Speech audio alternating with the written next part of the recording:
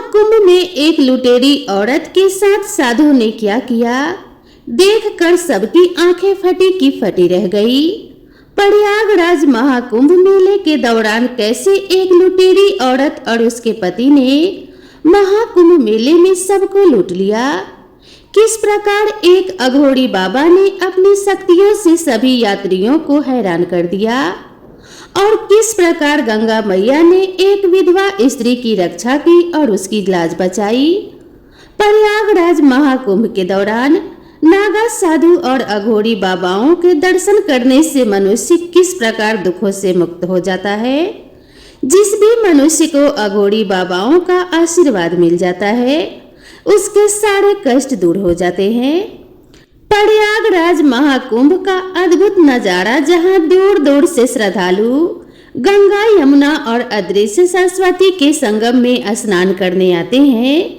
भीड़ का ऐसा जनसागर जहां हर कोई अपने पापों से मुक्ति पाने और पुण्य कमाने की आस लिए पहुंचता है।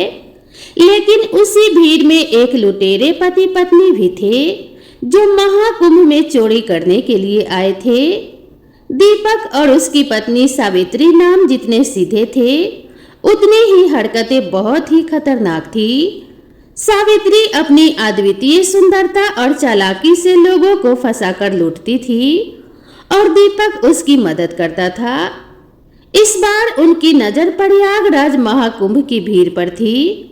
दीपक और सावित्री के नाम से पुलिस पहले ही सतर्क थी। दोनों ने पहले भी कई जगहों पर चोरी की थी और हमेशा बच निकलते थे।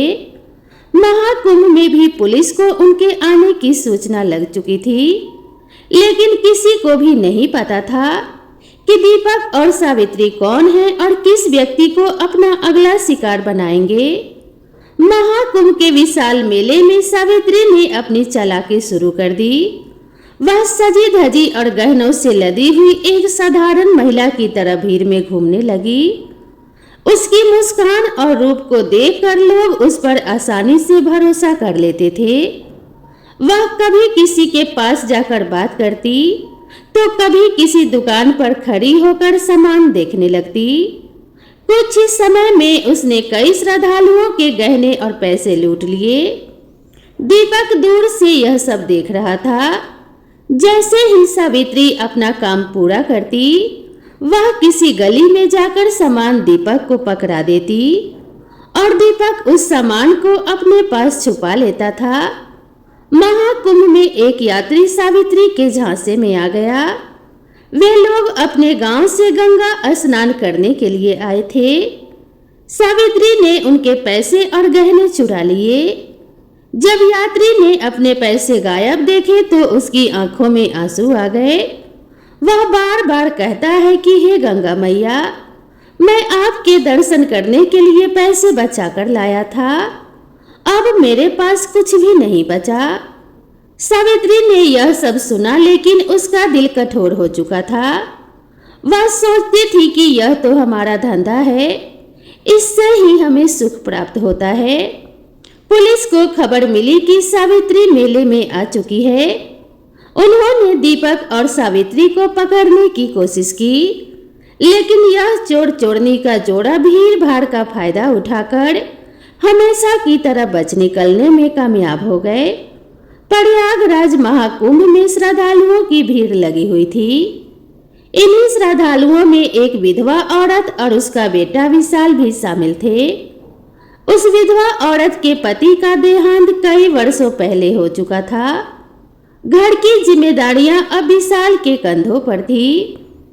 परिवार में विशाल की एक छोटी बहन भी थी, जिसकी शादी के लिए वे लोग वर्षों से पैसे और गहने इकट्ठे कर रहे थे।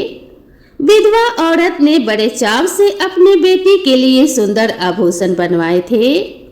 वह कहती थी कि बेटी की शादी हमारे परिवार की सबसे बड़ी खुशी होगी। विशाल ने भी मां की बातों से प्रेरित होकर दिन रात मेहनत की थी। अब जब उनके पास पर्याप्त धन और गहने इकट्ठे हो गए थे तो उन्होंने सोचा कि महाकुंभ में स्नान करके पुण्य अर्जित करेंगे और फिर शादी की तैयारियों में जुट जाएंगे। महाकुंभ के मेले में पहुंचकर बूढ़ी माँ ने विशाल से कहा, बेटा, कहते हैं कि संगम में स्नान करने से हमारे सारे पाप धुल जाते हैं और हमारे पूर्वजों को भी मुक्ति मिलती है। हमें सबसे पहले स्नान करना चाहिए, फिर बाकी काम करेंगे। विशाल ने माँ की बात मानी। वे अपने साथ एक बड़ा सा बैग लेकर आए थे जिसमें कुछ सोने के गहने और पैसे रखे थे। बैग की सुरक्षा का जिम्मा विशाल ने खुद उठाया था। दीपक और सावित्री, जो पहले से ही मेले में शिकार की तलाश में थे, उनकी नजर इस माँ और बेटे पर पड़ी। सावित्री ने विशाल को बैग के साथ देखा तो उसकी चालाक आंखों ने तुरंत अनुमान लगा लिया कि बैग में कुछ कीमती सामान जरूर है। दीपक ने सावित्री से कहा कि यह तो बड़ा शिकार लगता है, हमें इस बैग को हासिल करना होगा। सावित्री मुस्कुराई और बोली, पहले इन्हें फंसाने का इंतजाम करते हैं और रात होने का इंतजार करते हैं। वह बूढ़ी माँ और विशाल स्नान के बाद अपने टेंट में लौट आए। रात होने पर विशाल बैग की रखवाली के लिए जागता रहा। इसी बीच सावित्री ने अपना जाल बुनना शुरू किया। वह एक साधारण श्रद्धालु के रूप में उनके टेंट के पास पहुंची और उनसे बात करने लगी। उसने अपनी सुंदरता और मीठी बातों से विशाल का भरोसा जीत लिया। विशाल ने सावित्री को एक अच्छी महिला समझा। सावित्री ने मौका देखकर विशाल को प्रसाद के नाम पर नशीला पदार्थ खिला दिया। विशाल बेहोश हो गया और सावित्री ने दीपक को बुलाकर बैग चुरा लिया। रात के सन्नाटे में दीपक और सावित्री बैग लेकर गायब हो गए। उधर उस विधवा औरत और विशाल को यह अंदाजा भी नहीं था कि उनकी जिंदगी की सबसे बड़ी खुशी उनकी बेटी की शादी का सपना खत्म हो चुका था। रात के अंधेरे में महाकुंभ की भीड़ में थोड़ी शांति हो चुकी थी। टेंट के आसपास हल्की हल्की रोशनी जल रही थी, लेकिन बूढ़ी माँ और विशाल के टेंट में एक गहरा सन्नाटा पसरा हुआ था। विशाल बेहोशी की हालत में पड़ा था और उनका बहुमूल्य बैग गायब हो चुका था। सावित्री ने अपनी चालाकी से विशाल को पूरी तरह से बेहोश कर दिया था। वह और दीपक जल्दी से भीड़ का फायदा उठाकर बैग लेकर निकल गए। बैग के अंदर रखे सोने के गहने और पैसे देखकर उनकी आंखें चमक उठी। दीपक बोला, यह अब तक का महाकुंभ का सबसे बड़ा शिकार है। अब तो हमें कई दिनों तक कुछ और करने की जरूरत नहीं पड़ेगी। सावित्री ने बैग को ध्यान से छुपाते हुए कहा, लेकिन हमें जल्दी यहाँ से निकलना होगा। पुलिस हर तरफ घूम रही है। सुबह होते ही विशाल की आंख खुली तो उसे कुछ देर तक समझ में नहीं आया कि क्या हुआ। जैसे ही उसने अपने पास बैग नहीं देखा तो उसका दिल धक धक करने लगा। उसने चारों ओर देखा, लेकिन बैग का कहीं नामो निशान नहीं था। विशाल ने माँ को जगाया और घबराते हुए कहा, माँ, बैग चोरी हो गया है। हमारे गहने और हमारे पैसे सब कुछ चला गया, हम बर्बाद हो गए। बूढ़ी माँ ने यह सुनते ही जोर जोर से रोना शुरू कर दिया और वह चिल्ला चिल्ला कर कहने लगी कि हे गंगा मैया, हमने तो सिर्फ पुण्य कमाने के लिए यहाँ कदम रखा था और यह हमारे साथ क्या हो गया। अब मेरी बेटी की शादी कैसे होगी। बूढ़ी माँ और विशाल की मदद के लिए इधर उधर लोग भागने लगे। तभी उनकी नजर एक अघोरी बाबा पर पड़ी जो संगम के किनारे तपस्या में लीन थे। बाबा के चारों ओर एक अद्भुत आभा थी। उनकी आंखों में गहराई और चेहरे पर तेज था। बूढ़ी माँ ने उनके चरणों में गिरकर कहा, बाबा, हमारी मदद करो। हमारे पास जो कुछ भी था सब कुछ चोरी हो गया। अब मेरी बेटी की शादी कैसे होगी। अघोरी बाबा ने आंखें खोली और गहरी आवाज में कहा, माँ, चिंता मत करो। सत्य और न्याय की शक्ति हमेशा साथ होती है।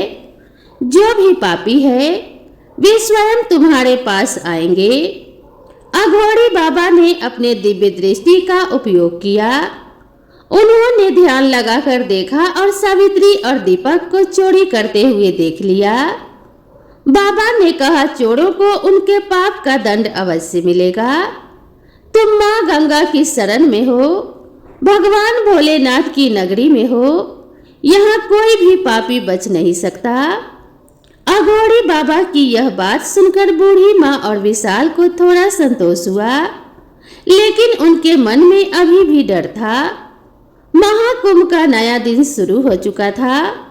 संगम पर श्रद्धालुओं की भीड़ बहुत अधिक थी, लेकिन बूढ़ी माँ और विशाल के चेहरे पर दुख और चिंता की छाया थी। वे अघोरी बाबा की बातों पर भरोसा कर रहे थे, लेकिन उनका दिल अभी भी चोरी हुए गहनों और बेटी की शादी की चिंता से भारी था। बूढ़ी माँ और विशाल संगम के पास बहुत दुखी बैठे हुए थे। बूढ़ी माँ गंगा मैया से प्रार्थना कर रही थी कि हे गंगा मैया, आपने हमेशा अपने भक्तों की रक्षा की है और मेरी भी रक्षा कीजिए। मेरी बेटी का भविष्य अंधकार में न जाने दीजिए। विशाल ने आसपास के लोगों से मदद की गुहार लगाई, लेकिन मेले की भीड़ में किसी ने उनकी बात पर ज्यादा ध्यान नहीं दिया। अघोरी बाबा ने बूढ़ी माँ और विशाल के पास आकर कहा, माँ तुम्हारा दुख मैं देख सकता हूँ। सत्य की शक्ति सबसे बड़ी है। उन चोरों को उनके कर्मों का दंड मिलेगा। बाबा ने अपने कमंडल से पानी छिड़का और अपनी साधना शुरू की। उनके मंत्रोच्चार की गूंज से माहौल गंभीर हो गया। बाबा की दिव्य दृष्टि चोर और चोरनी को अदृश्य रूप से अपनी ओर खींचने की प्रक्रिया शुरू हो गई। दूसरी ओर दीपक और सावित्री चोरी किए गए गहने और पैसों को लेकर खुशियां मना रहे थे, लेकिन अचानक सावित्री को महसूस हुआ कि उसका चेहरा जलने जैसा लग रहा है। उसने शीशे में देखा तो उसकी सुंदरता धीरे धीरे समाप्त हो रही थी। उसकी चमकती त्वचा काली और बेजान हो गई थी। दीपक के शरीर पर लाल लाल दाने उभरने लगे और वह चिल्लाने लगा कि यह क्या हो रहा है, यह किसका श्राप है। सावित्री घबराई हुई बोली, यह जरूर हमारे पापों का फल है। हमें महाकुंभ में चोरी नहीं करना चाहिए था। यहाँ भगवान शिव की शक्तियाँ काम करती है। यहाँ पर कोई भी पापी पाप नहीं कर सकता। चोर और चोरनी को समझ में आ गया था कि उनकी यह हालत महाकुंभ जैसे दिव्य स्थान पर चोरी करने का परिणाम है। सावित्री ने रोते हुए कहा, दीपक, हमें उन लोगों से माफी मांगनी होगी, वरना हम दोनों बच नहीं पाएंगे। दीपक ने सहमति में सिर हिलाया और दोनों ने चोरी किए बैग को उठाया।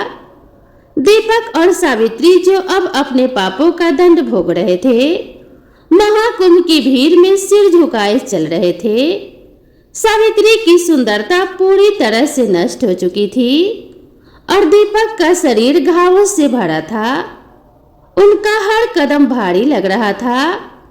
चोरी किए गए बैग को वापस लौटाने के अलावा उनके पास अब कोई रास्ता नहीं बचा था। बूढ़ी माँ और विशाल अघोरी बाबा के पास बैठे हुए थे और अपनी स्थिति को लेकर चिंतित थे। तभी बाबा ने कहा कि धैर्य रखो। जो लोग तुम्हारे बैग को लूट कर ले गए थे, वह अपने पापों के बोझ से हार कर तुम्हारे पास आएंगे। यह महादेव की धरती है, इस पर कोई भी पापी बच नहीं सकता। बूढ़ी माँ और विशाल को बाबा की बातों पर पूरा भरोसा था। उन्होंने गंगा मैया और भगवान भोलेनाथ का नाम लेकर प्रार्थना करना जारी रखा। दीपक और सावित्री धीरे धीरे बूढ़ी माँ और विशाल के टेंट तक पहुंचे।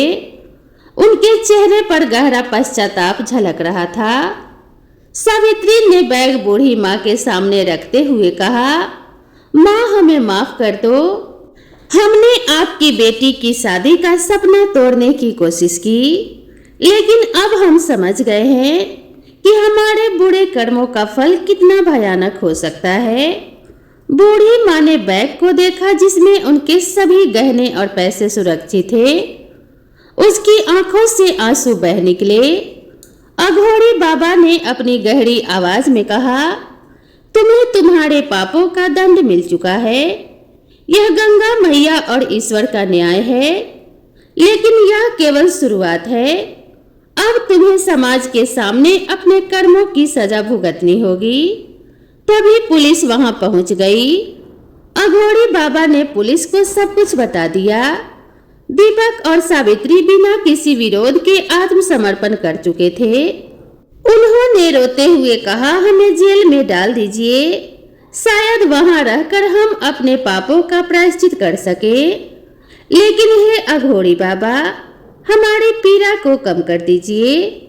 अघोरी बाबा ने क्रोध में कहा, यह तुम्हारे पाप कर्मों का दंड है, यह तो तुम्हें भुगतना ही होगा। पुलिस चोर और चोरनी को अपने साथ ले गई। बूढ़ी माँ ने गंगा मैया और अघोरी बाबा को धन्यवाद दिया। उनका खोया हुआ विश्वास और गहने दोनों वापस मिल गए थे। चोर और चोरनी को पुलिस अपने साथ ले जा चुकी थी। दीपक और सावित्री दोनों ने अपने पापों को स्वीकार कर लिया था। अघोरी बाबा ने बूढ़ी माँ और विशाल की तरफ देखते हुए कहा, तुम्हारे सत्य और धैर्य ने तुम्हें जीत दिलाई है। यह गंगा मैया की कृपा है कि तुम्हारे धन और गहने सुरक्षित लौट आए।